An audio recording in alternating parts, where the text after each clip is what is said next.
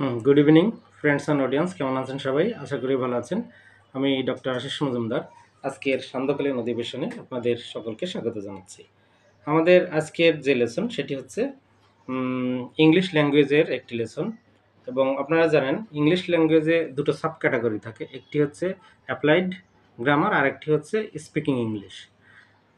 তো আজকে আমাদের যে লেসনটি হবে সেটি হচ্ছে অ্যাপ্লাইড অংশের রাইট ফর্ম অফ ভার্বস নিয়ে ছোট্ট একটি আলোচনা।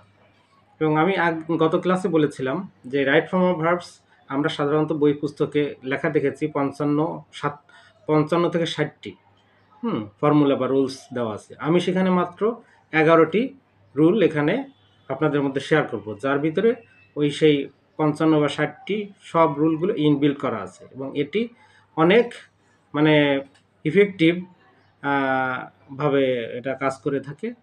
আর এটা শিখেও আপনাদের অনেক মজা লাগবে, স্টুডেন্টরা এতে কোনো বোরিং ফিল করবে না। তো আজকে আমাদের সেই রুলস হচ্ছে নাম্বার 5। তো 5 নাম্বার বা নাম্বার 5 নং রুলসে যেটি বলা হচ্ছে সেটি হচ্ছে, ধরুন একটা স্কোয়ার বক্স আছে, 4 কোণায় একটি বক্স দেওয়া আছে। এই বক্সে শুধু এই কথাটুকু লেখা যদি থাকে, মানে এটা আপনাকে বুঝতে হবে সেটা কি।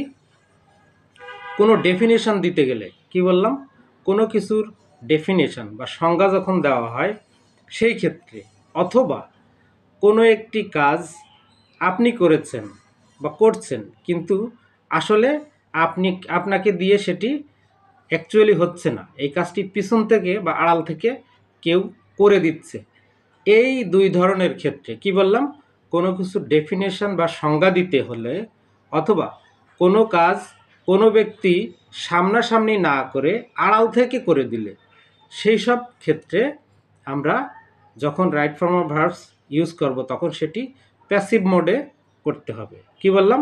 প্যাসিভ মোডে করতে হবে। সেটা কীরকম আসুন দেখে নিই। ধরুন পেট্রিয়টিজম কাকে বলে, দেশপ্রেম কাকে বলে, এই কথাটি যদি কোনো একটা সেন্টেন্সে ইংলিশে লেখা থাকে তার ভিতরে যে ভার্বটি থাকবে সেটা প্যাসিভ মোডে করা থাকবে। কীরকম? ধরুন love for one's country is known as patriotism. কি বললাম? Love for one's country dash, এই ব্র্যাকেটে দেওয়া থাকবে নো, তারপরে অ্যাজ পেট্রিয়টিজম। ওখানে নোকে কি হবে? Is known, no new known, is known as patriotism, মানে দেশের প্রতি যে একজনের ভালোবাসা তাকেই বলে দেশপ্রেম। এখানে দেশপ্রেমের সংজ্ঞা দেওয়া হচ্ছে। তো এরকম কোনো ডেফিনেশন যখন দেওয়া হয়, বা শুধু দেশপ্রেম না, অন্যান্য যে কোনো কিছু হতে পারে, কোনো কিছু ডেফিনেশন যদি দেওয়া হয় সেই ক্ষেত্রে সাধারণত রাইট ফর্ম অফ ভার্বসে প্যাসিভ ভয়েসের মাধ্যমে বা প্যাসিভ মোডে রাইট ফর্ম অফ ভার্বসটা ফিল আপ করতে হবে। গেল একটা। আরেকটা দেখুন, কোনো কাজ সরাসরি কোনো ব্যক্তি করছে না কিন্তু পিছন থেকে করে দেয়। ধরুন আমি একটা চাকরির ইন্টারভিউতে গেলাম, ঠিক আছে, আমার পরীক্ষার ফলাফল বেশি ভালো না, সেখানে আমি ভাইভাতে হয়তো টিকবো না, ঠিক আছে, কিন্তু সেখানে আমার চাকরিটা হচ্ছে আর একজনের টেলিফোনে। কি বললাম? আমার চাকরিটা আমার যোগ্যতায় হলো না, কে করলো? ধরুন আমার কোনো আত্মীয় বা কোনো হায়ার লেভেলের কোনো ব্যক্তি ফোন করে বলে দিল যে আমার অমুক আত্মীয় যাচ্ছে বা আমার ভাগ্নে যাচ্ছে, ওকে চাকরিটা কিন্তু দিতে হবে। তাহলে এখানে আমাকে দিয়ে কোনো কাজ হলো না, কাজটি কে করলো? অন্য কেউ টেলিফোনের সাহায্যে। এই ধরনের কাজের মেনশন যদি আপনি বুঝতে পারেন, যদি ফিল করতে পারেন, তাহলে বুঝবেন ওই বাক্যের মধ্যে যে রাইট ফর্ম অফ ভার্বসটি আছে অবশ্যই প্যাসিভ মোডে করতে হবে। তো কিভাবে দেখে নাও। যেমন কি না, যদি বলে I dash a job in 2024, ঠিক আছে, I dash a job in 2020, এখানে ব্র্যাকেটে দেওয়া আছে গিভ, তাহলে এখানে কি হবে? I was given a job, আমাকে একটা চাকরি দেওয়া হয়েছিল। কে দিয়েছিল? অন্য কেউ দিয়েছিল। আচ্ছা, যদি বলা হয় English dash spoken, English dash all over the world, এখানে ব্র্যাকেটের মধ্যে কি আছে? স্পিক, তাহলে এখানে কি বলতে হবে? English is spoken all over the world. এই ইংলিশের কথাগুলো কে বলে? অন্যরা বলে, কিন্তু এখানে কারা বলছে? তারা কিন্তু নেই।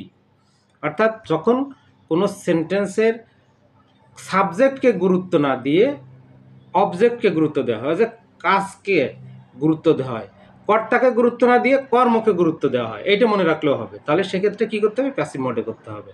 তো আজকের লেসনটি এটাই মূলত ছিল। কি বলেছিলাম যে ডেফিনেশন দেওয়া হলে অথবা কোনো কাজ কোনো ব্যক্তি নিজে করবে না, অন্যরা করে দিচ্ছে, সেই ক্ষেত্রে, অথবা যেটা বললাম যে যখন সাবজেক্টকে মানে গুরুত্ব না দিয়ে যখন কর্মকে গুরুত্ব দেওয়া হয়, এরকম ক্ষেত্রে আমরা প্যাসিভ মোডে রাইট ফর্ম অফ ভার্বসটাকে ফিল আপ করবো। তো এই ছিল আজকে আমাদের লেসন, এবং আজকে গেল রাইট ফর্ম অফ ভার্বসের 5 নাম্বার ফর্মুলাটা। সবাই মনে রাখবেন। আর 6টি বাকি আছে, এইটা শেষ হয়ে গেলে আমাদের রাইট ফর্ম অফ ভার্বস শেষ হয়ে যাবে। তখন আমরা ব্ল্যাকবোর্ড না হোয়াইট বোর্ডে আমরা এই অ্যাপ্লাইড গ্রামারের আমরা প্যাসেজ আকারে কিভাবে রাইট ফর্ম অফ ভার্বস করতে হয়, যেগুলো স্কুল কলেজের পরীক্ষা আসে, আমরা সেগুলো দেখব। তো সবাই ভালো থাকবেন, সুস্থ থাকবেন। আগামী ক্লাসের আমন্ত্রণ জানিয়ে শেষ করছি। শুভ সন্ধ্যা।